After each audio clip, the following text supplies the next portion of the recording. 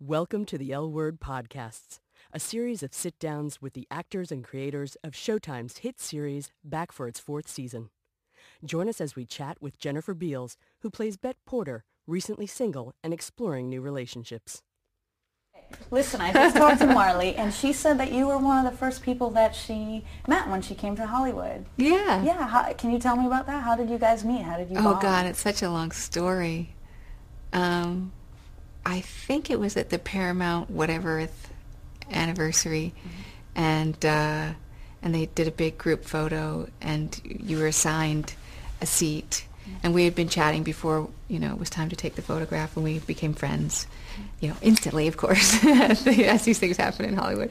And we went to go sit down to take the photograph, and we weren't seated next to each other. And being really young and bratty, we, of course, wanted to change our seating order, even though we'd been told numerous times that you can't change it. So we asked Harrison Ford to move because he was in between us.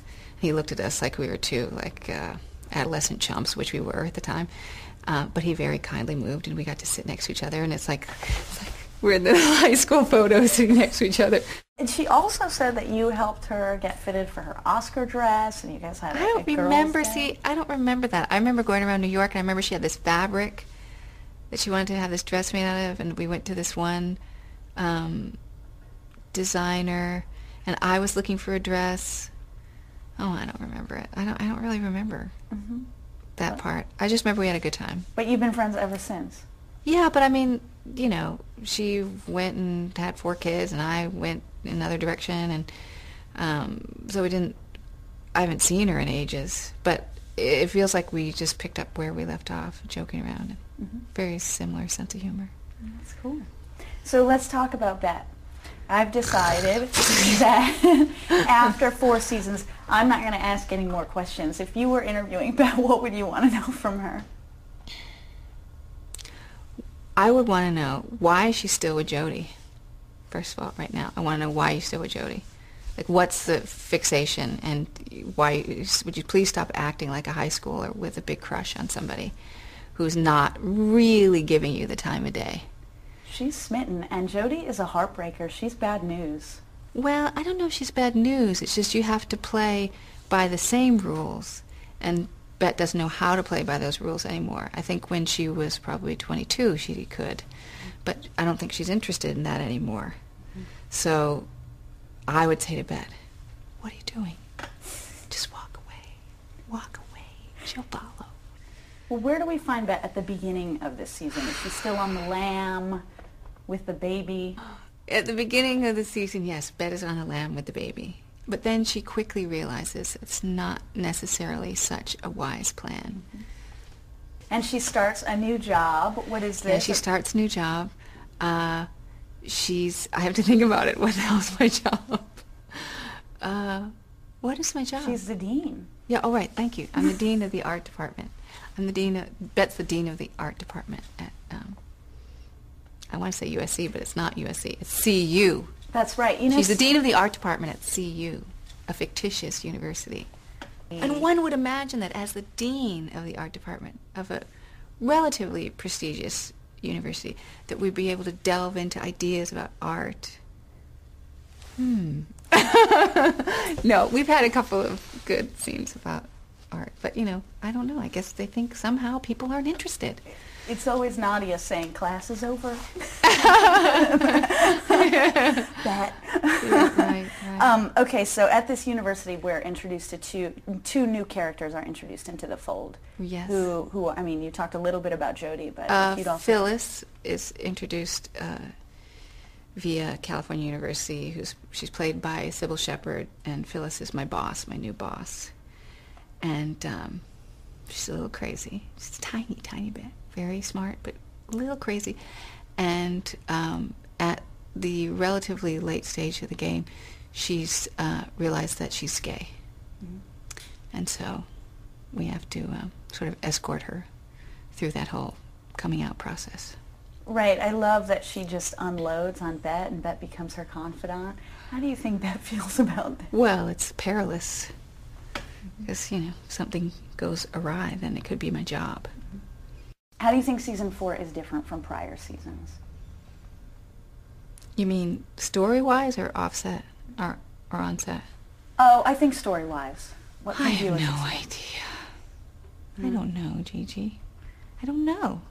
I really don't know. How's it different? It feels like there are a lot more characters. Like it feels like there are a lot more characters. But I don't know. I don't know. It feels like maybe there's more comedy, but then there are things that are intensely dramatic, so I don't know if that's really true. Maybe the beginning of the season is a little bit more comedic. Yeah, it's lighter. It's a little lighter. Yeah. Well, trying to follow up last season's dirge, that was really so sad, so it's good to lighten things up. Is it different on set after 4 years? I think it's more relaxed. I mean, it was always relaxed, but there's no drama to speak of anymore at all. So it's very relaxed. Everybody says you need to have a really thick skin to survive in this particular business. And yet being open is crucial to playing a role. How do you manage those two dichotomies? Well, Christopher Walken says you just need a big face. I feel like I have a big face, so I fit that criterion relatively well. Oh, good. So That's it's, in comparison to the rest of my body, it's relatively large. So it can fill up the screen. I think that's why I'm an actor. Wow. I did actually say that to a group of actors, which was really fun. Past acting coaches will be so proud to hear you say that. Such dedication to the medium. Yeah, I just so thrilled I have a big head. Well, literally. Here's the thing. Acting for such a large public audience has to feel high pressure. Maybe it doesn't anymore. I don't know if when you were younger it was scarier. But how do you deal with your fears when they come up? I don't think about it. Isn't that clever of me?